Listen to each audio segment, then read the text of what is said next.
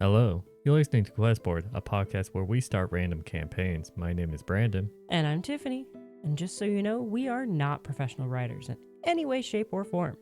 At least we don't claim to be. We just really like tabletop RPGs, and we do this for fun. That's right. Hey Tiff. What? So one of my favorite things I like to do is whenever I talk to people that I meet and all that stuff, or get in like a comfortable conversation status with, Yeah.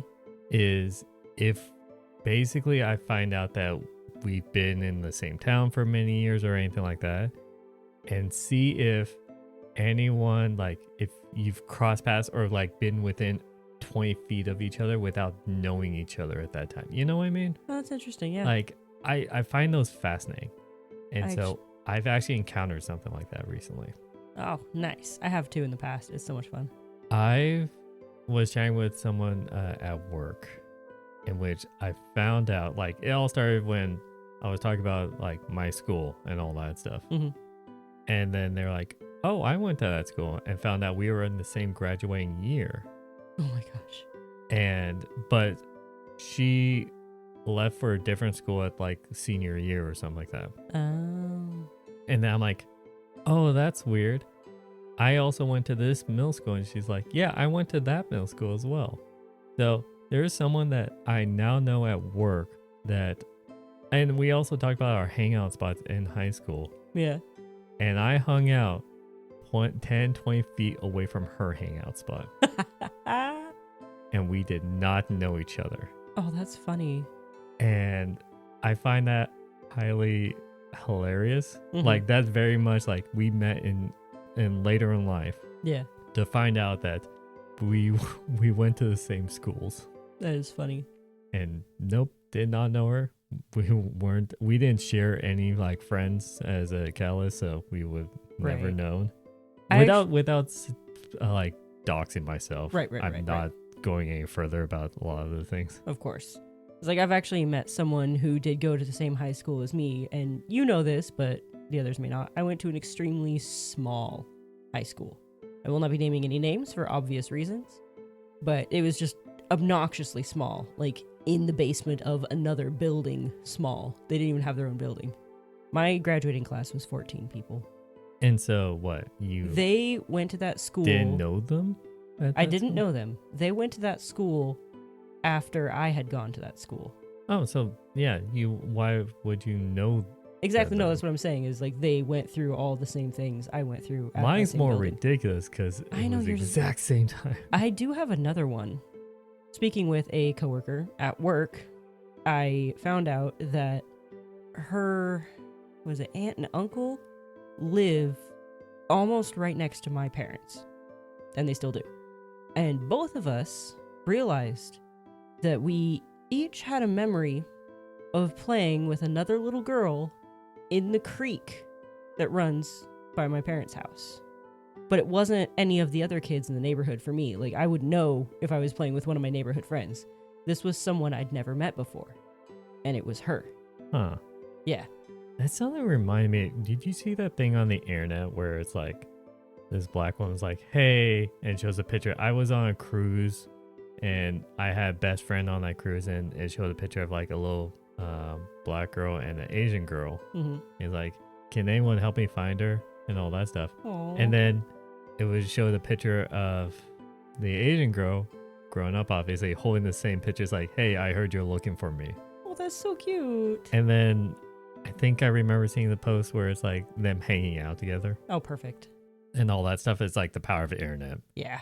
It just made me think of that. I saw another one time where there was this couple that got together, and when they were going through all of their old pictures, possibly for their wedding.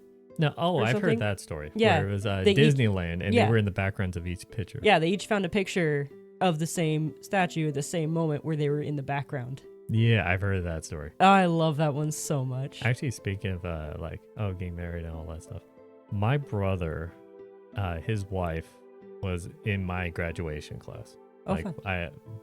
His wife is his younger brother's age.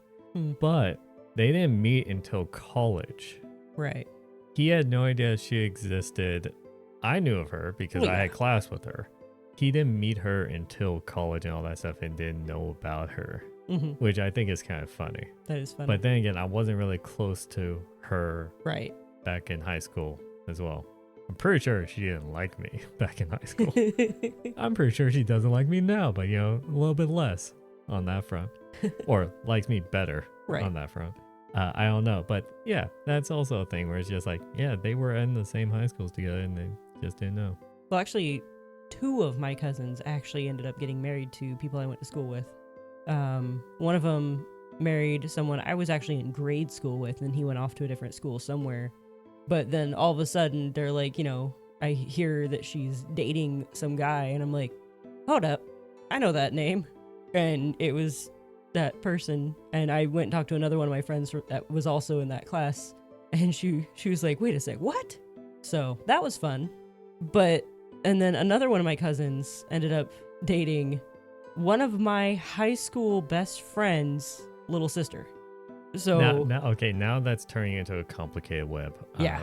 So I had a really, really close friend in high school.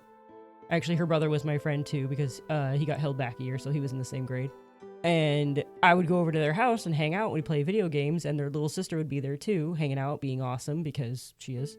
And then later on down the road, she shows up at my family reunion, being like, what are you doing here? And I'm like, this is my family. What are you doing here? And she's like, this is my family. No, she was just like, I'm dating that guy. No, she should have pulled the Uno reverse card. Yeah. My family now. You're going to get kicked out. So yeah, I've got 2 school friends who are actually family now. So, small world. That is the moral of this story. Yeah, it's so fun. I find that that. fascinating when, yeah, like I said in the beginning, when you cross paths without knowing that you're going to know the person later on. Right. Because it creates a sense of like, yeah, the world is smaller than you think. Mm-hmm. But anyways, I don't know. Speaking of small worlds, let's make a quest that's in a small location. Sure. And there's coincidences. I don't know. We're doing a party starter. Perfect segue. I love it. Good job. Yes, thank you. No notes. Thanks for the pity. As a reminder, level 1 starting of the campaign. And I have to remind Tiff every time, level 1 party. No promises? A standard of 4 people. Tarrasque. Yes. At least give them the chance to be able to run away. Yeah. Now it's a goal of incorporating a Tarrasque in this session. Apparently it is. Anyways, you got dice? I got him. 50. Just straight 50. Straight 50. We've done it, haven't we? We've We done have all the not. 50s. What? Now you're thinking of our regular list. Oh, I am. This is party starters. We have a Yes. different list. Number 50. For reasons of your own, you have each chosen, or been chosen, to join ye olde heroes for Hyre. Hyre. Nice. The largest private security and mercenary company in the land. To protect against Tarrasque. Yes. As the newest recruits, you have been assigned to the same squad. Your squad leader just handed you your first assignment. Well, that's easy. To investigate a town that just got ravished by Tarrasque. Maybe going into it, you don't know it's a Tarrasque. Or Are we saying up where like the big bad is like a rampaging Tarrasque? kind of, yeah. Just because of the one joke? Sure, let's do that. So, okay, they're heroes for hire. Yes. Another thing a hero for hire could be asked to do is damage cleanup. So they could be hired to go help rebuild a town Or after a Tarrasque has rampaged. what is it, like those search and rescue for like earthquakes and all that stuff? Yeah. Where they just try to find survivors? Mm-hmm. Okay. And what happens if, because we need to make some combat, this is D&D. Yeah, I know. There needs to be What more. happens if like this sort of becomes an ecosystem where it's Okay. like creatures, let's say like goblins or anything, like learn is like, oh, usually when a Tarrasque goes through an Mhm. area, they follow that because in the wake of the destruction, they could scavenge.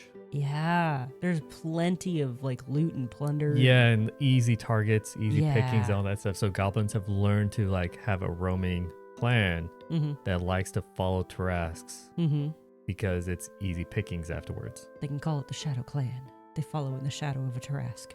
Sure, I don't that's know. in goblin speak. Yes. Or they Gobbledygook? or they call themselves the scavengers.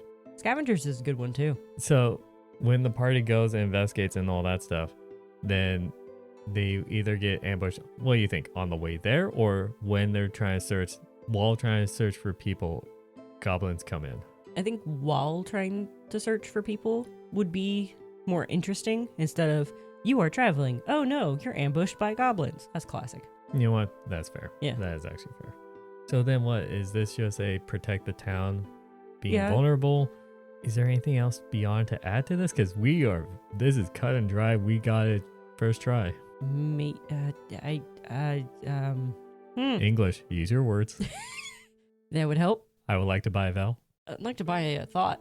Oh, I have too much of those. You want some? Yes, please. You won't like them, but you. Let me have it. Let me have it. I got nothing. Yeah, what else can we like throw in? I guess hungry wolves too. I mean, okay, let's add something within the town Okay. What? to like either. This is kind of hard because this is an assignment based campaign now. Mhm. Because they're given assignments, do the assignment, come back, and then given the next assignment, Right. which is great for like parties that like need direction. Yeah. Not so much great for parties that just wants to wander around and sidetrack all the time. Yeah. So, food for thought for like what if you're gonna apply this to your group, understand your players. Mm-hmm. So, I can't say like, oh yeah, they find something that leads to something else because this is an assignment based thing. So they know that once they're done, they have to go back. Yeah. Unless it's something that they can report True. to then lead to second mission so that they feel like it's connected. Yeah, maybe they have a message system, like a way of sending back, assignment complete, carrying on with mission type things. Maybe. We've done several things like that where it was like notebooks or magic mirrors A or bird. or non-magical like a bird. I'm talking about in this podcast. I know for a fact I know. done like a notebook where you write down and it appears on the other notebook as well. I know. do I'm saying like reports. it could be like a bird system where they like tell a bird and it's a magic bird that just goes and reports for them. You want Sending Stone, Sending which stone. is a walkie-talkie, D&D walkie-talkie. Pretty much, yeah. Yeah. Okay. What if, in all of its rampaging and whatnot, the Tarask has uncovered something that the town had no idea was there? Okay, and that will report. You will have to report back about that. Yeah, maybe like And then ancient that'll ruins lead- or something. That will lead to a discovery and all that stuff. Mm-hmm. Would it be something that will be involved with the Tarask, or would that be Maybe just not something even. smaller, minor, just to give something Yeah. to go off of in the Maybe beginning? like a little baby dungeon. Little baby dungeon. Yeah, just a little baby dungeon, yeah. For fun, for flavor. Leads into the Underdark by Displacer Beast now. They are level 1. I know remember, that right? was a joke. That's why I said a baby dungeon. Give them a good puzzle to solve, you know? Okay, well, I was thinking like, what is something? Because what happens if like there was something underneath, like you said? Mm-hmm. But what happens if like the same thing as when you step on an anthill and you kind of wake up the hive? Right. What would be something underneath that could act like that kind of thing? But then we're already having the whole goblin thing. Right. There's already goblins. Yeah, which It's like they I take feel care of like the we goblins, shouldn't add and then anything to maybe they can like sleep overnight in tents because In tents. there's not much left of the town. The inn's probably broken or full of all the people in town. But I don't. The whole wake the hive thing is interesting, but Mhm. we already have like the town being attacked by the scavenging goblins. Right. But you could do a wake the hive thing. You could encourage them to not go in there until they've recovered, and then maybe it can be something like a swarm of bugs or locusts. What or, happens if it's just scarabs. like an entrance to just a singular room or like a cave where it has just like Yeah. a MacGuffin, Ooh. where it's just a hidden away thing Yeah. that was buried and lost to time, and it's just some ancient magical MacGuffin. Yeah. It's a great way to introduce the MacGuffin to your party. Yes, and it could be the main focus and all that stuff. Yeah. Or it can just be a random object that they will hold on to and question the entire campaign and never figure out what it does. I feel like that's a jab at a previous campaign. Slightly. Might have been my fault. Nope, not yours at all. Like, oh, good. It's another DM that Because just it's gave us never my fault. random crap off a table in our first spot, and some of the random crap actually came to fruition. But I got a hand fan with a cat on it that doesn't do anything. Okay, that's one of the problems is if you do a bunch of junk or like a bunch of things and half of them are junk and half of them are important, the players are going to just assume it's junk. Yep. Anyways, we still need to add something. You want to come up with a MacGuffin, or are we going to leave it open-ended for the DM to then add in the MacGuffin that they want for their campaign because we're just doing the starter? I feel like it needs to be open-ended for the DM because, again, yeah, this is just the starter. We're not building their entire campaign. We don't know where they're going to go with it. Maybe it wasn't a Tarask. Maybe it was whatever the bad evil monster in their campaign is. I feel like we need to make it Tarask. It needs to be a Tarask? Yes, because huge weight, all that stuff. True. And if you have a party of experienced players, they're going to know what that thing is. Well, yes. But also, it's them dealing with the aftermath of a Tarask. Yeah. So they're not going to even be seeing it. Or they might see it in like way off distance. Maybe like a footprint. I mean, it could be a thing where it's like the DM could decide, oh, this Tarask is going to be a thing later on and use it as a plot point. Or this is just a flavor to make the world seem enriched and live by saying, oh yeah, there are times where it's a wandering Tarask, acting like a giant kaiju that just roams according to the seasons. Yeah. And this is just the season it was roaming through this territory. Yeah, and it's just getting up and moving. It's heading south for the winter. Yeah.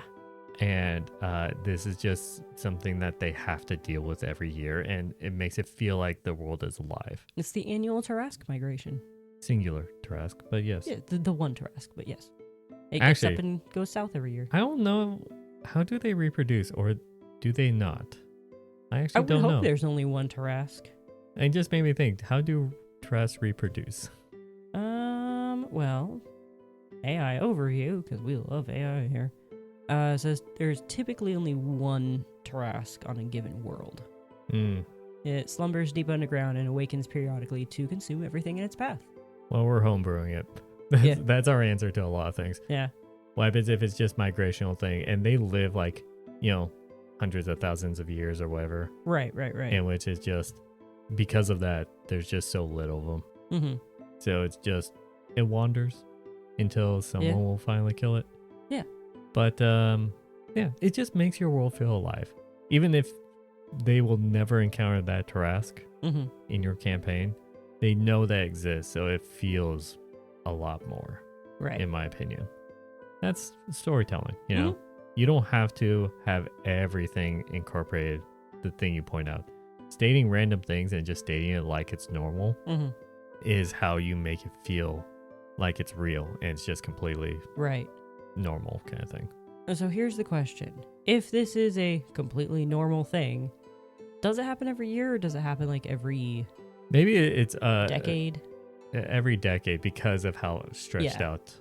But why is there a town in the path? Well, the path isn't the same every time. Okay. It's just...